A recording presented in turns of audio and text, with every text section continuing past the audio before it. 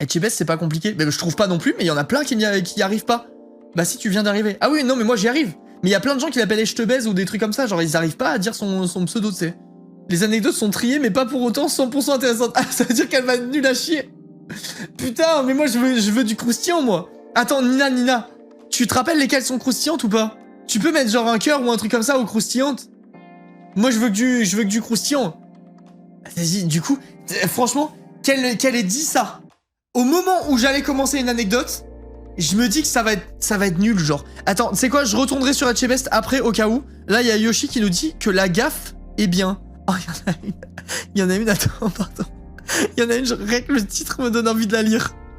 Attends, je la lis. Je la lis parce que ça va durer 2 secondes, elle est très courte. Mais le titre m'a fait rire, je vous dirai le titre après pour pas vous spoiler au cas où, parce que j'ai l'impression que le titre spoil un peu. Hello, du coup une fois j'avais mangé au chinois avec ma famille et je m'étais gavé de sushis. Déjà la phrase ça va pas, ça va déjà pas. Tu sais que c'est des sushis de merde que t'as mangé quand tu les manges dans un restaurant chinois, c'est pas le bon endroit pour manger des sushis, mais bref. Je m'étais gavé de sushis. L'après-midi, j'avais une activité où on faisait du bricolage avec plein d'enfants et je me sentais pas bien. Au bout de 30 minutes, ma pote m'a raconté une blague. J'ai commencé à rigoler tellement fort que je lui ai vomi dessus. Sachant qu'elle avait la phobie du vomi, on s'est mis à pleurer et rigoler en même temps ensemble. Je sais pas pourquoi la citation me fait rire, mais d'imaginer que ça puisse m'arriver me terrifie. Moi, vous le savez peut-être pas, mais je crois que c'est hémétophobe qu'on dit quand on a la phobie du vomi. Moi, je suis pas en mode... Enfin, genre, je peux pas gérer quelqu'un qui vomit, moi. C'est impossible. Genre, vraiment, ça me fout en l'air. C'est ma phobie absolue. Là, moi, quelqu'un me vomit dessus, les gars, je sais même pas comment je réagis. Je sais pas ce que je fais. Hein. J'avais déjà raconté l'anecdote de ma meuf qui gerbait dans mon salon, où elle était à 2 doigts de tomber dans les pommes tellement elle était dans le mal. Genre, elle était vraiment en mode à moitié s'évanouir, gerber et tout, elle était horrible. Ok, merci Nina, merci beaucoup. Elle était au fond du trou, intoxication alimentaire, énervée. Je n'ai même pas pu bouger pour aller l'aider. Je pleurais dans la cuisine. Genre, elle était dans mon salon à côté, moi j'étais dans la cuisine. Et je chialais dans la cuisine en lui suppliant de ne pas mourir parce que je ne pouvais pas agir. Genre, d'ailleurs, je me suis jamais senti aussi impuissant. Je ne pouvais rien faire. Genre, c'était pas en mode... ouais, mal alpha, vraiment, là. C'était pas en mode question de volonté ou quoi, les gars. C'est que c'était plus fort que moi. Genre, je savais qu'elle était en train de s'évanouir. Mon impuissance me mettait tellement mal que j'en chialais. Et j'étais en mode, je peux rien faire. Genre, je sais pas comment expliquer, les gars. Je n'arrivais pas à surpasser ma phobie. J'étais vraiment arrêté, comme s'il y avait une barrière invisible. C'était impossible pour moi de dépasser ça, genre. C'est horrible, hein. Désolé d'avoir rigolé. Elle t'en a voulu? Non, mais on n'a pas voulu. Elle sait que c'est une phobie. Enfin, c'est une vraie phobie que j'ai. C'est pas, tu sais, c'est pas façon de parler, quoi. C'est genre vraiment, je pouvais pas. Je lui disais, je peux pas, je ne peux pas, je peux pas t'aider, je suis désolé et tout. Elle me disait, en plus elle était adorable, elle me disait c'est pas grave, elle était à moitié en train de s'évanouir et de gerber. Elle me disait c'est pas grave, je comprends et tout, elle était vraiment au fond du fond, tu vois. Et après les gars, je me suis dit vas-y là c'est bon. Et je sais qu'elle est vivante, elle me parle et tout, elle a fini de gerber. Elle était, tu sais, j'étais, ben pareil, l'enfer, là, je fermais mes oreilles, je fermais mes yeux, j'essayais de trucs, et à un moment, je me suis dit, vas-y, je vais aider, genre, là, elle est derrière la porte, en train de nettoyer toutes ces merdes et tout, je peux pas la laisser comme ça, je vais aider. Les gars, je me suis levé, j'étais comme ça, genre, je suis rentré dans le truc, j'ai compris que c'était pas jouable, c'était impossible, genre, j'ai fait marche arrière direct, j'ai fait l'effort, hein, d'essayer d'aller voir. Rien que de savoir que j'allais être confronté à de la gerbe, c'était trop pour moi. En plus, intoxication alimentaire aux fruits de mer, autant vous dire que ça... C'est pas le truc le plus stylé niveau odeur dans la maison. J'étais au fond. En plus, elle avait gerbé des litres et tout. Les gars, c'était horrible. Une des pires journées de ma life. Et c'est là que j'ai découvert que c'était... en fait, je savais que j'aimais pas le vomi, que j'étais un peu phobique et tout, mais c'est là que j'ai découvert que c'était vraiment une phobie... sérieuse, genre en mode je ne peux pas aller au-dessus de ça, c'est impossible. C'est impossible. Alors, prochaine anecdote. Le titre... Non mais attends, c'est quoi une anecdote du vomi? L'anecdote d'après, c'est sur du caca.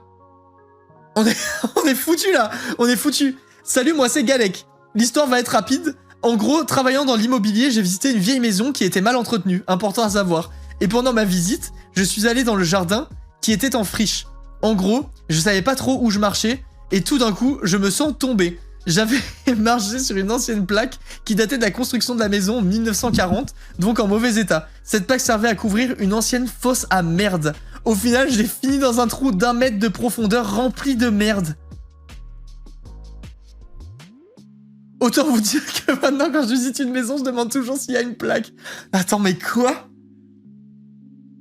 Non mais alors ça... Non mais les gars, l'angoisse. Tu tombes dans 1 mètre de profondeur de merde, mais tu fais quoi? Les gars, franchement, moi, j'attends de disparaître. J'imagine en lisant... Mais oui, je vois vraiment la scène. Le gars qui marche et d'un coup, tu sais, genre... Tu tombes net. Et t'es là dans une fosse d'1 mètre de profondeur de merde. Genre, ça veut dire que 1 mètre, les gars, je pense que t'as la de mer jusqu'aux couilles, hein. Je sais pas pourquoi je me lève pour vous montrer mes couilles. J'avais pas du tout besoin de me lever pour vous montrer mes burnes, mais bref, je pense vraiment que je pense vraiment que t'as la merde aux couilles, hein. Je pense vraiment que t'as la merde jusque... Oh là là, l'enfer, les gars, tu dois patauger dans le truc. En plus, si la maison est mal entretenue, ça se trouve, il y a même pas de douche fonctionnelle. Ah, ça, y a pas envie, ça. Ça, y a pas envie. Ok. Waouh. Oh, le début de la prochaine, les gars. Le début de la prochaine anecdote. On a déjà un truc rien qu'avec le titre. Messieurs, dames, je vous annonce que nous apprêtons à lire l'histoire de la bombe dans le grenier.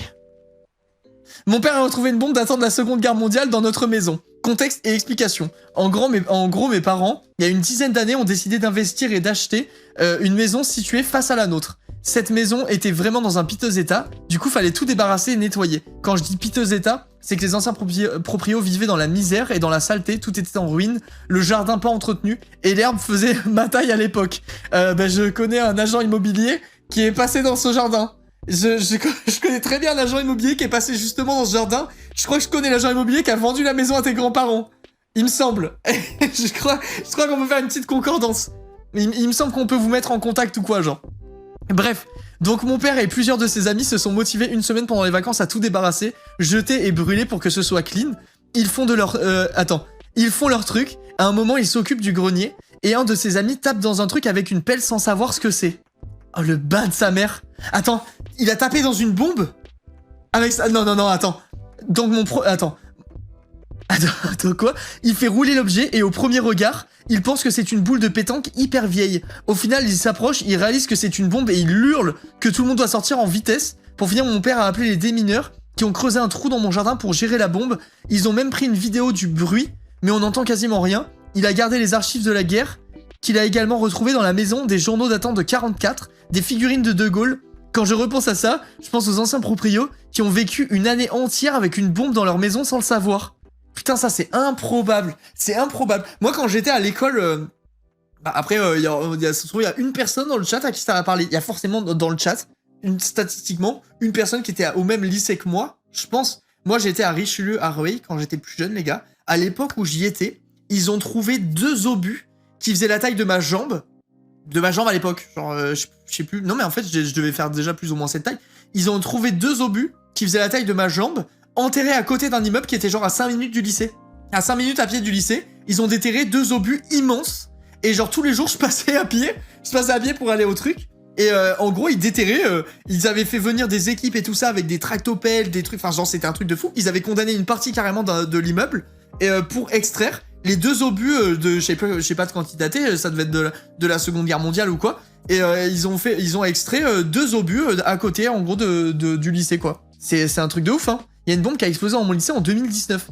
Non mais franchement mais je me rappelle pas être allé dans ton lycée mais bref. Mais ça arrive, ce genre de truc. Tu sais, tu retrouves des machins de la Seconde Guerre que t'aurais préféré ne jamais retrouver. Mais le coup de la bombe dans le jardin, c'est quand même pas mal. Hein. Mettre un coup de pelle dans une bombe, je pense que quand tu réalises que c'est une bombe, il y a moyen que tu flippes un peu. Il y a moyen que tu prennes un petit coup de flip. Messieurs, dames, anecdote suivante. La gaffe. Oublie pas la gaffe, le sang. Ah ben j'y suis. Une fois, j'étais animatrice dans un camp de vacances pour jeunes. Je devais aller couper du bois dans la forêt avec un autre animateur de camp, qu'on appellera Rodrigo. Je sors la scie du coffre, elle avait l'air assez naze et de pas couper grand chose. Du coup, en la tendant à Rodrigo, je lui dis « Oh, tu peux la prendre tranquille, tu vas clairement pas te couper un doigt. » En ce moment, il lève la main en disant... Attends, à ce moment, il lève la main en disant « Oh, t'inquiète, c'est déjà fait. » Rodrigo n'avait que 3 doigts, je ne savais pas. Je vous dis pas le malaise, cette anecdote vous a été racontée par Lolo des bisous. Attendez, t'as vraiment vécu ça? Lolo? T'as vraiment vécu ça? Oh, le malaise de fou. Attends, tu vas pas te couper un doigt avec la scie, hein. Oh, t'inquiète pas, j'en ai déjà 2.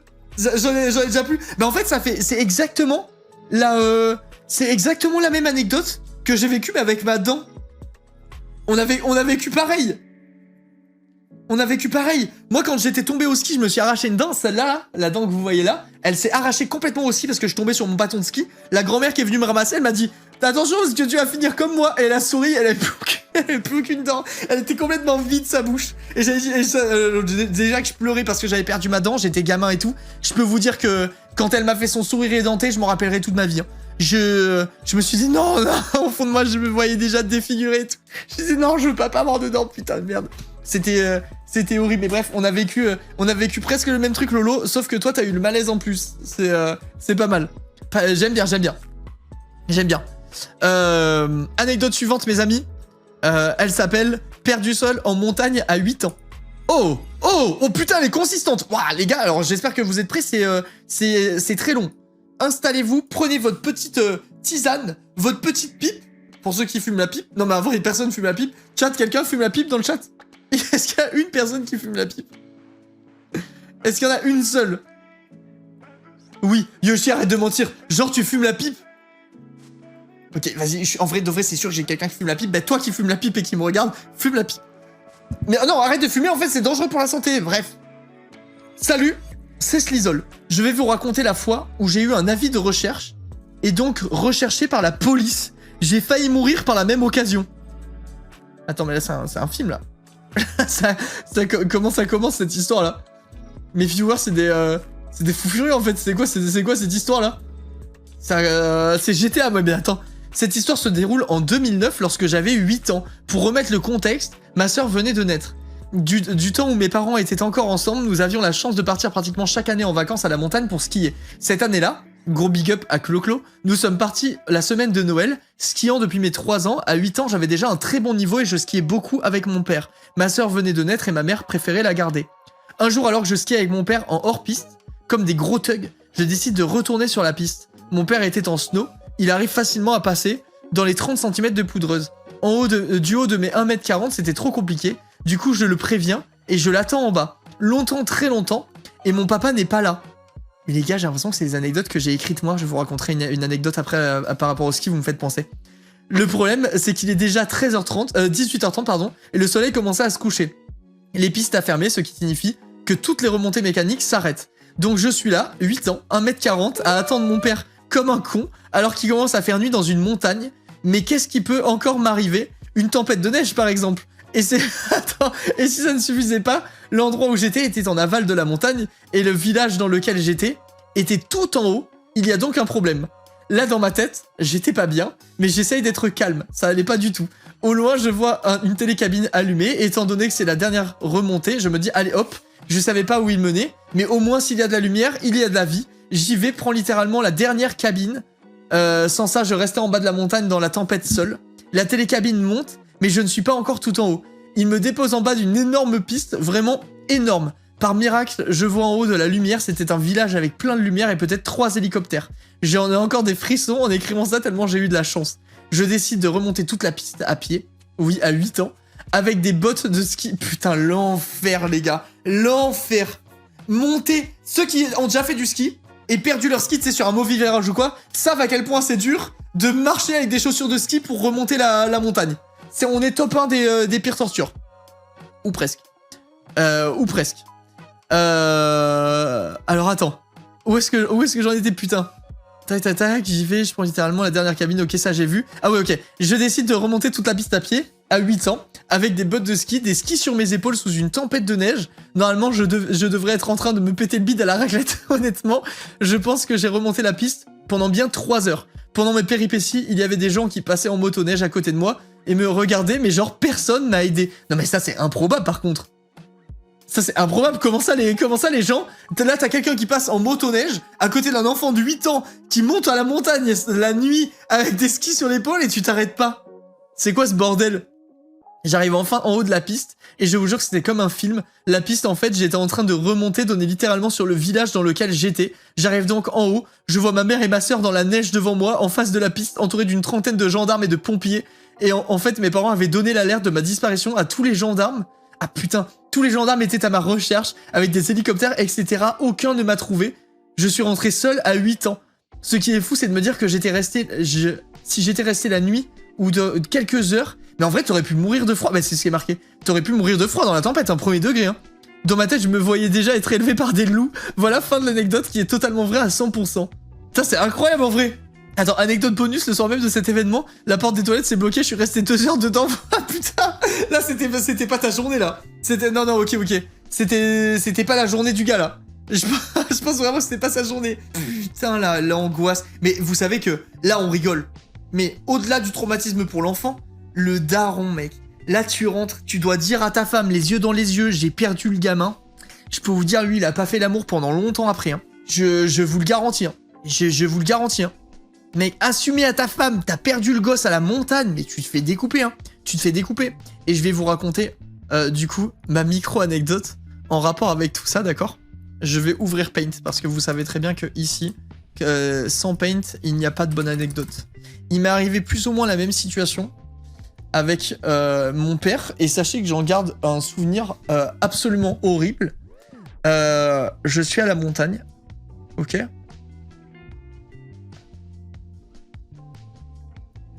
Ok, je suis à la montagne. Profitez bien du dessin, il est stylé.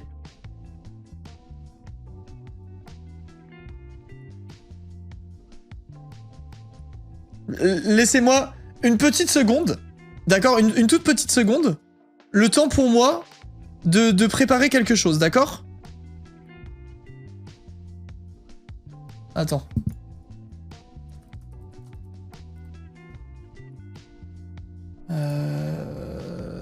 Je pense que ça va le faire. Vous allez le voir venir à 100 000. Non, ça n'existe pas. C'est pas grave, je vais faire comme ça. Ok, messieurs, dames. Là, ça va prendre du sens pour vous bientôt, normalement.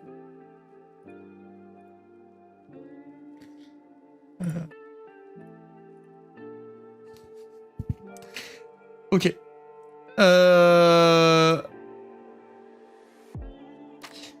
Alors... Alors, je vais commencer l'anecdote, d'accord, chat? Les amis, j'ai 8 ans, ou 7 ou 8 ans. J'ai à peu près l'âge du protagoniste de l'histoire précédente. Je suis en ski avec mon papa. Les gars, je vous jure, la vie de ma mère, je m'en rappellerai toute ma vie. Je m'en rappellerai toute ma vie. Ça, c'est mon père. Ça, c'est moi. Mon père a une combinaison de couleur rouge. Une belle combinaison rouge que tu repères très facilement. C'est le seul qui est habillé en rouge de la tête aux pieds. Le seul avec ce mec. Le seul avec ce mec juste ici. Qui, lui aussi, ce jour-là, exceptionnellement, avait une combinaison rouge de la tête aux pieds qui ressemblait beaucoup à celle de mon papa. Les gars, je vous jure, la peur de ma vie, je vous promets, je troll 0. Hein.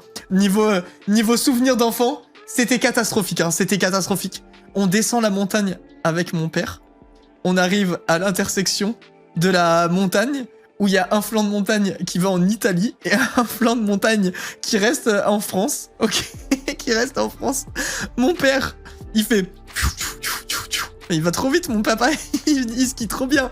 Mon père va là, j'arrive là, je fais « Papa, attends-moi, papa !» Donc lui, le monsieur italien, il fait « Oh là, poltrone sofà les spaghetti !» Il part là-bas, et moi, je vais avec poltrone sofà les spaghetti, je le suis, et j'arrive à 18h30 ou 18h, j'en sais rien, 17h30, à la sortie, genre vraiment, la dernière descente de la journée, les gars. La dernière descente de la journée, je me retrouve en Italie, avec un gars qui parle pas un mot de français.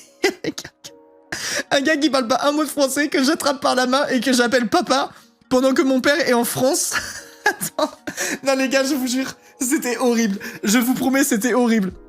J'arrive en bas de la montagne, je donne la main au gars, il me regarde de travers, il me fait, oh là, il me dit, je sais même plus ce qu'il me dit. Il me dit, oh là, les spaghettis, l'Italie, mamma mia, il parle comme ça, je vais, papa, qu'est-ce qui te prend? Papa, t'es devenu complètement con ou quoi? Je suis pas ton père, enculé. No, esta tu papa, enculado. Je vais mes merdes. Donc le gars part. Le gars part. Je suis tout seul en Italie, à 8 ans. Je cherche de la lumière. Je vais partout. Je vais partout, je cherche absolument de la lumière. Je dis, c'est pas possible, je vais bien trouver quelqu'un pour m'aider. Je trouve une maison avec les mecs avec la combi, là. Les mecs avec la combi. Je parle, je dis, les gars, je leur dis, putain, s'il vous plaît, je suis perdu et tout, j'ai perdu mon père, j'ai 8 ans, je suis une merde, je sais pas ce qui se passe. Commence à parler comme ça, non, pas encore. Les gars, je vous jure, ça m'a traumatisé. Je me rappellerai toute ma vie. Hein. Évidemment, il faisait pas ça, mais il parlait italien, quoi. Ah, je vous jure, les gars, ce souvenir, il m'a traumatisé. Ils parlaient tous italien. Je me suis dit, putain, mais comment je vais faire? Je suis foutu. Je retrouverai jamais mes parents. Je vais vivre en Italie et tout. Je vais devoir devenir pizzaiolo. Je vous promets, je me voyais déjà. Je me voyais au fond. C'était fini. C'était fini. Dans ma vie, là, j'allais avoir une reconversion professionnelle à 8 ans et tout. Et bref, ils voient que je panique, que je parle français. Ils appellent leurs collègues qui parlent français. Et ils me ramènent en France. Les gars, je vous promets, c'est la meilleure sensation de ma vie entière. Quand ils m'ont repris, je sais plus comment ils m'ont ramené. Je crois que c'était avec j'allais dire un jet ski. Un truc ski... Putain, comment ça s'appelle déjà? J'étais en train d'essayer de le dessiner, mais autant dire que je suis pas dessinateur. Mais bref, ils me ramènent comme ça. Il me repose, et mon père avait attendu en bas de la piste pendant 40 minutes. Les gars, je vous jure, j'étais trop... Genre, je sais pas, mon père, il a dû se dire que je m'étais gaufré, il a dû se dire que je m'étais pété la gueule, et que j'allais finir par arriver, et je pense qu'il avait trop peur de rentrer affronter ma mère. Donc d'après moi, il s'est dit, non mais là, ce con d'Arnaud, il va quand même finir par réussir à descendre la putain de piste, et je vais être là pour l'accueillir, tu vois. Genre, mon père, il a attendu en bas de la piste. Il a attendu en bas de la piste, je pense vraiment qu'il voulait pas dire à ma mère qu'il avait perdu son fils. Honnêtement, je vois le truc comme ça. Donc le monsieur italien me ramène comme ça, à mon père. Voilà, fin de l'anecdote. Mais les gars, je vous promets que quand t'as 8 ans, que tu te retrouves dans un autre pays parce que t'as suivi un monsieur qui parle comme ça, je vous jure, le traumatisme, il est énorme. Le traumatisme est énorme, je m'en rappellerai toujours. Je me rappellerai vraiment toujours. D'ailleurs, YouTube, petite parenthèse, vous ne le savez peut-être pas, mais je suis tout le temps en live tous les jours de 17h à 20h au moins, en live sur Twitch. Vous pouvez nous rejoindre avec le lien qui est en description. Merci à tous.